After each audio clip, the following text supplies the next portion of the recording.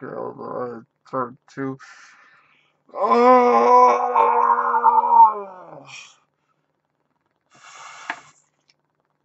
fuck. Oh.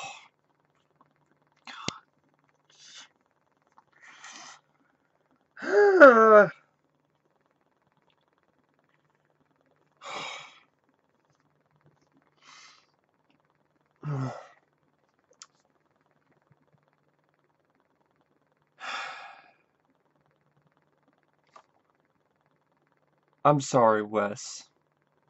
I really am. I really am. Fucking piece of shit, motherfucking, cocksucking, cum-swilling, puke-eating piece of fucking garbage. God, I fucking hate this movie. Oh.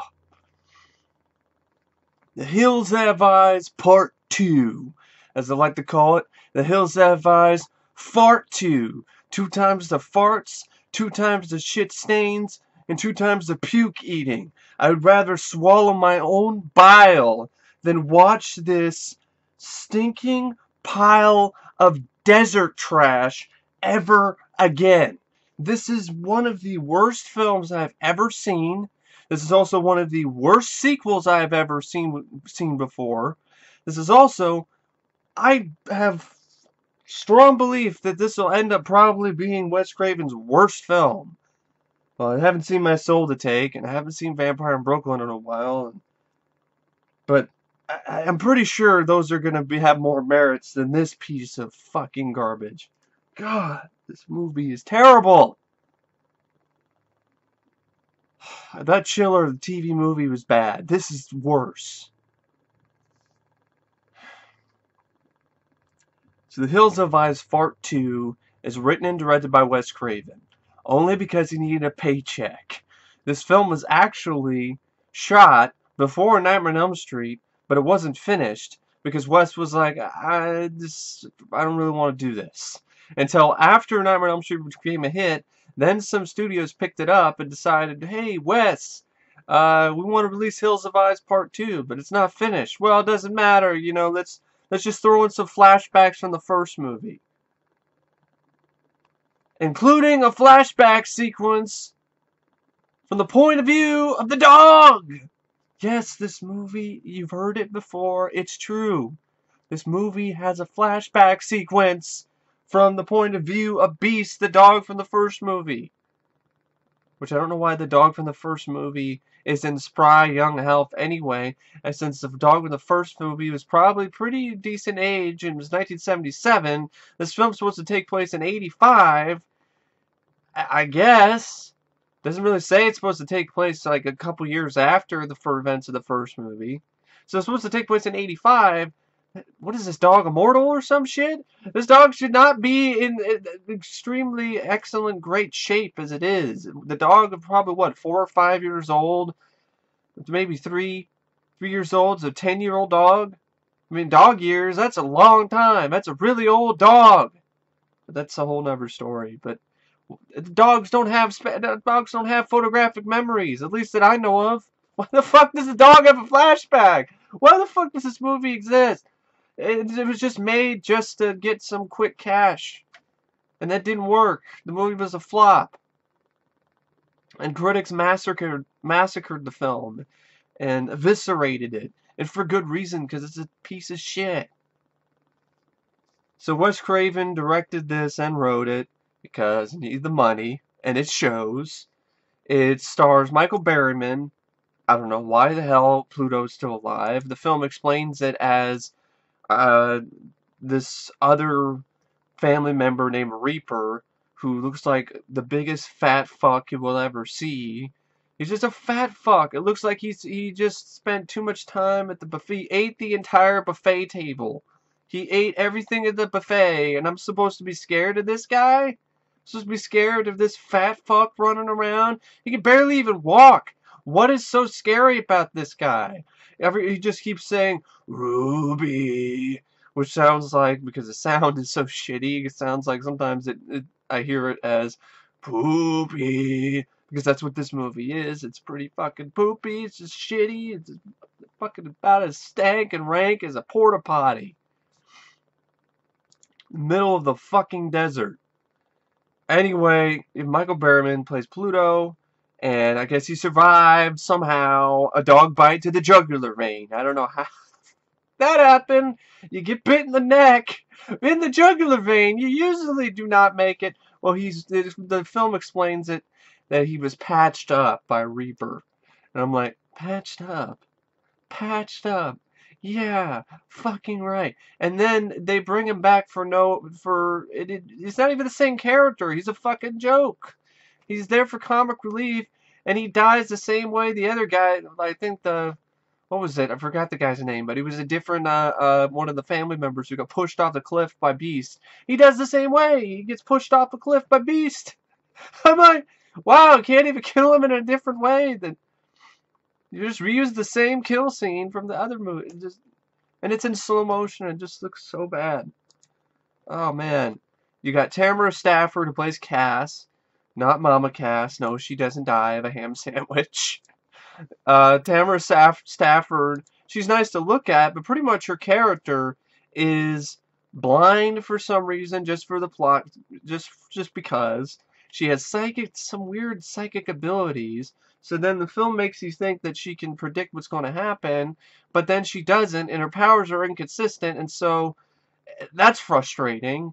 You're like, why is she blind? Why does she have psychic powers? What is she, Daredevil all of a sudden? I mean, she get exposed to radioactive isotopes or some shit, and she's got superpowers? It's not very convenient because she rarely ever uses them when she needs to, and for some reason, I don't know why, she ends up being the final girl just because. Why not? No, it makes no sense that the blind chick is the final girl, because she won't be able to see what's coming for her, and if she's supposed to have powers, psychic abilities, she's not using them very well. She doesn't choose to use them in the film, so it's just completely ridiculous that she's the final girl. You would think she would be the first one to die. Then you have Kevin Spiritas, who plays Roy, her boyfriend. You have John Bloom, who plays the Reaper. He's the giant fat fuck who rocks around, and there's a scene supposed to be scary where he jumps through a skylight, but it looks like he just belly flops through the skylight, and it's in slow motion. It's not scary at all. It's just like he just tripped and then his fat ass fell through the skylight. It does not look scary whatsoever. I mean, this guy is so fat and so heavy. I mean, his fat has fat.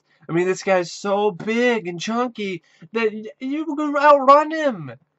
I mean, there's no way that this guy, he's supposed to be a mutant. He doesn't look like a mutant. It just looks like a guy who wandered away from the buffet table and then ended up in the desert somewhere. And then it looks like Mr. Creosote from Meaning of Life. If he just wore a bunch of fur and shit and had like a messed up eye. I mean, it was really... It's so bad. And this guy supposedly takes out everyone. All these young, spry, athletic young teenagers, these guys who are motorcyclists, takes them all out. And I'm like, this is bullshit. I don't buy this fucking crap. At least with Papa Jupe, he was a big guy. He wasn't fat. He was a big guy. He looked like he was the size of a football player or something. John Bloom is fucking round as a house. As big as a house. He was a brick house.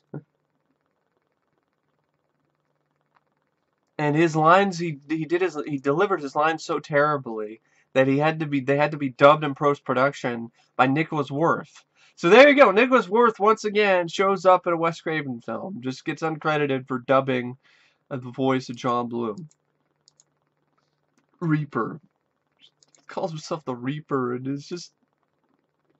The Reaper? That guy's not the Reaper. He's a walking heart attack. Walking cholesterol farm.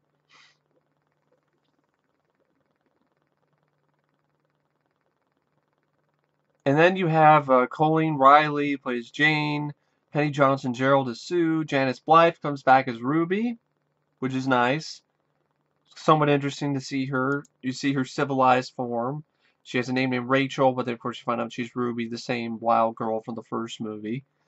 And she gets one scene where she fights Michael Berryman. It's not much, and then she ends up getting thrown by Reaper or Pluto onto a rock, and then I guess she's dead, or she's in a. They were gonna save her for a sequel that never happened.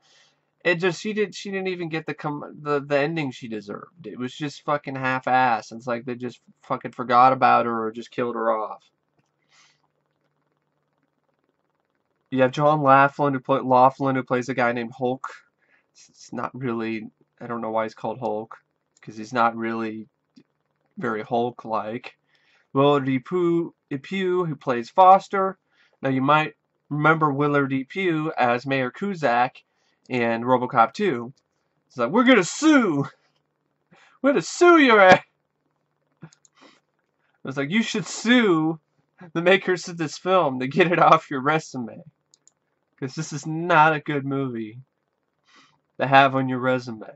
Peter Frechette plays Harry. Robert Houston plays Bobby Carter, the same character from the first film. Edith Fellows played Mrs. Wilson. And then you have Susan Lanier. Lanier plays Brenda. So Brenda comes back and is just in there briefly. And then not much else. Really, I think all that you really see with her is a flashback. And if you do see her older, I don't remember her. Yeah, I think you maybe see her like once. So they didn't even really use her either. The film begins with Bobby Carter and his psychiatrist discussing the events of the first film, which took place 8 years ago. And then they just show flashbacks from the first movie. And I hate that shit. I hate it. It's so fucking lazy. I hate that shit. If I want to watch scenes from the first movie, I'll watch the first film. And so then Bobby is still traumatized by these events, but he and Rachel, formerly known as Ruby, now own a biker team for some reason, and have also invented a super fuel that can power bikes. The team is due to race in the same desert where the original massacre took place, just for plot convenience. And Bobby's psychiatrist tries to convince him to go, but he decides against it because he's a wimp now, and Rachel takes his place.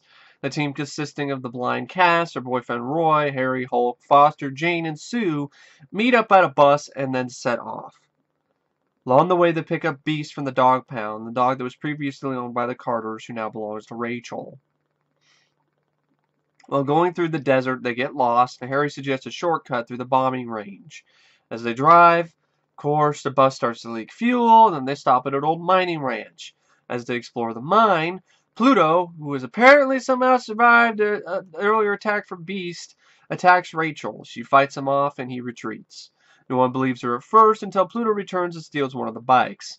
Roy and Harry chase him down in a very dull, lame, boring, uneventful chase scene, but Harry falls behind, gets caught in a trap, and is flattened by a massive rock.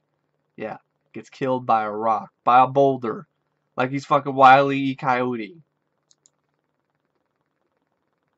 Roy catches Pluto, but is ambushed by a 7-foot cannibal called the Reaper, who knocks him unconscious. 7-foot fat fuck cannibal. Who looks like he should be eating his own. Eating himself. Help him lose some weight. Reaper then is revealed to be Papa Jupiter's older brother, which is something that Wes pulled out of his ass. May Wes Craven rest in peace, but it's still a lazy script that is still fucking shit he just pulled out of his ass. Meanwhile, the rest of the group stays at a mine until nightfall, and they begin to worry about Roy and Harry. Rachel and Hulk depart to look for them, while the others stay behind. The Reaper begins to stalk the remaining teens. First Hulk, who he shoots through the chest with a spear bolt. Lame. Really lame kill, leaving Rachel to run away in fear. The Reaper then returns to the mine where he pulls Foster under the bus and kills him with a hatchet. We don't see this death scene. You just hear him scream. Jane finds Foster's body, but the Reaper catches her and crushes her with a bear hug. Super lame. Sue then returns to camp only to be thrown through a window by the Reaper, who then slits her throat with a machete. And the way that Wes shot this scene where she gets thrown through the window looks laughable to me. It just looks then shut! It just looks really terrible. Then he sliced her throat with a machete, which is the most gore you see in the film. It's just a little throat slice. This film doesn't even have good gore. Rachel then runs into Pluto, but the beast surprises him and chases him away. She then runs into the Reaper again, who pushes her, causing her to hit her head on a rock, leaving only Cass. Meanwhile, Roy wakes up and runs into Pluto at the top of a cliff. Pluto gets ready to attack Roy, but the beast returns and knocks him off a cliff to his death. Why bring him back? That's completely pointless. Cass then runs from the Reaper, ends up in his mine shaft, where he dumped the bodies, and comes across the corpses of all her friends. Which the way that this scene is shot reminds me way too much of Texas Chainsaw Massacre. It's like Wes Craven saw Texas Chainsaw Massacre, and it was like, you know, I want to get that sort of feel. With the bones and all of that, and the cannibals and all of that, and so forth. She then throws a jar of acid at his face and escapes up a rope with help from Roy. Which I don't think it's acid, because she pours some on herself. So, because if it's fucking acid, then she fucking poured acid on herself, which makes no sense. The Reaper then follows them, but they're trapping them in the bus where all the bike fuel is. He says that, I ain't no dummy like Papa Droop. Because he's not going to fall for the trick, but he falls for an even dumber trick. And then they set it on fire and watch the bus as it blows up. And, of course, he ends up... This whole sequence is so fucking stupid. The motorcycle guy, Roy, even complete in his motorbike gear, he ends up setting up this trap. And somehow, Cass, the blind chick, she hooks up the mine shaft rope with somehow, so it's like a pulley that can pull Roy on what looks like something that they hold on to for, you know, when you go on this edge of a boat, and it's not, when you hold on to the thing on the edge of a boat while you're water skiing, well, he holds on to that thing, and then she winds the wheel, and he fucking stupid! And it pulls Roy on the ground through Reaper's legs and through this growing wall of fire and to safety. And I'm like, shouldn't his ass be on fire? Like I didn't know that motorcycle gear was fire retardant. And so he just gets pulled up for Reaper's legs with this stupid shit, and then it's thrown over the fire. Reaper, of course, Raper. That's pretty. He's the Raper. There we go. He's a fucking Raper. Rape sillifies, rapes the horror genre. Fucking rape of a movie. Ass Raper. And so he's lit on fire, and then he escapes from the wreckage covered in flame. Tries one more time to kill him, but he clumsily falls into an open mine shaft and falls to his death. The film then ends with Roy, Cass, and Beast walking away from the mine at sunrise into the vast desert as they follow the road home. No water, no food, and no idea where the fuck they're going. So, who knows? They might die at the end anyway. And then you have no explanation for what happened to Ruby. It's just left for dead, or she's dead. We don't fucking know. And then that's it. That's The Hills of Eyes Part 2. A movie so shitty, so stinking, so fucking awful and unredeemable that even vultures don't want anything to do with this shit. Anyway, I really don't know what else to say about the film, except it really sucks. It is as bad as its reputation suggests it is. There's fairly little to no redeeming qualities about this film. Wes Craven's direction isn't even that much. It definitely doesn't look like a film he did for the money, and he has no passion behind the camera. The cinematography by David Lewis is completely bland, completely forgettable. They use the same locations as Hills of Eyes, but it doesn't look nearly as menacing or nearly as darkly beautiful as it did in the 1977 film. It just looks very generic. Speaking of generic, this movie is a generic slasher. That's all it really is. It's a generic slasher with characters you don't give a fuck about, you don't know anything about, characters who are annoying, obnoxious. You want them to get killed off pretty much at the start of the film, and you go from a whole group of cannibal family members to only two, to this big fat fuck, Reaper, and Michael Berryman. That's it. And for some reason, a whole group of teenagers which can't overpower these two mutants. These two, especially Reaper. I mean, you can outrun the guy. He can't run fucking, he's gonna fall flat on his ass. He fucked up when he fucked up his knee when he just went into the mine shaft. This guy's a walking disaster. This guy's, I don't know why he's supposed to be so intimidating. The guy wears what is it, like, hubcaps. Has a hubcap on his chest, and it doesn't fit his chest because he's so fucking fat. The hubcap doesn't. And, and the editing by Richard Brackett isn't much. The score by David Lewis. I don't even think the score by Harry Manfredini. It's just another copy of Friday the 13th. It's just the same shit, different movie. And this movie is just something else. It really is. This movie should have been shelved. It should never been released. It wasn't finished in the first place. The story, sorry, Wes. May you rest in peace. But this is a shitty story. It's a shitty sequel. It just is one of those. There's no thought behind it. It's just like, fuck it, whatever.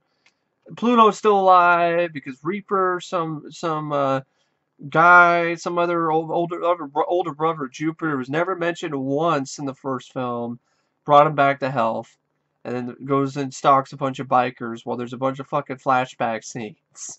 And then you have the leads, blind and psychic, but only intermittently, only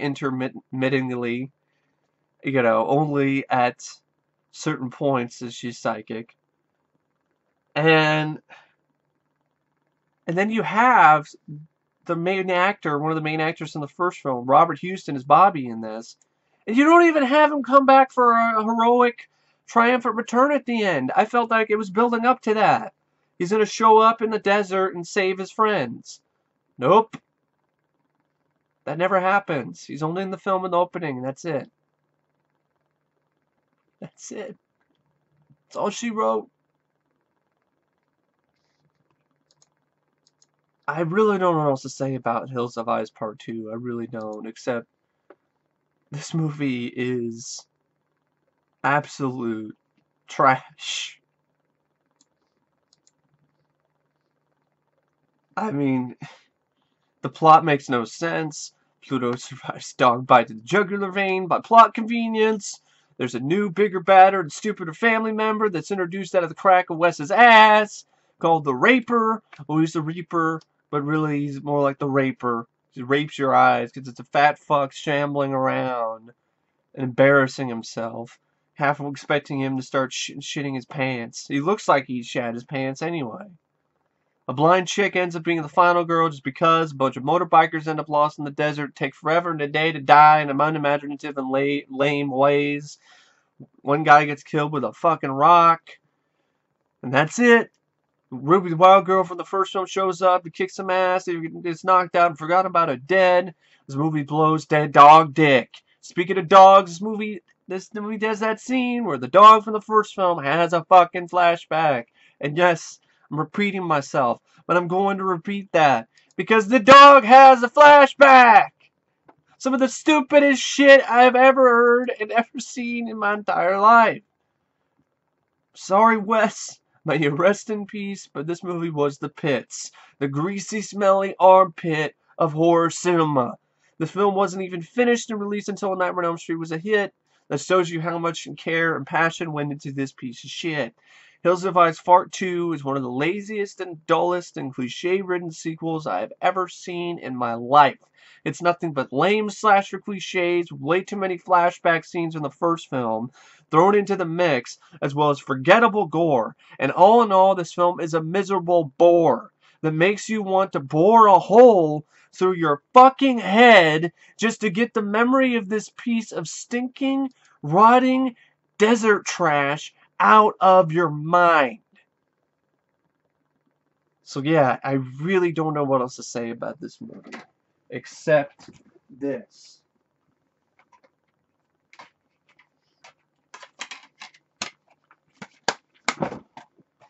So you think you're lucky to be alive. So you think this is gonna be a good movie. It's unlucky. That's what it is. It's an unlucky experience. You sit through this shit, you wish you were dead, because then you wouldn't be watching this fucking shit. Fuck Hills of Ice Part 2. Gets a half a star. That's being generous, mainly just for I liked the scenes with Ruby. There were maybe some scenes that were just stupid that made me laugh a little bit, but that's about it. The rest of the movie is fucking insufferable.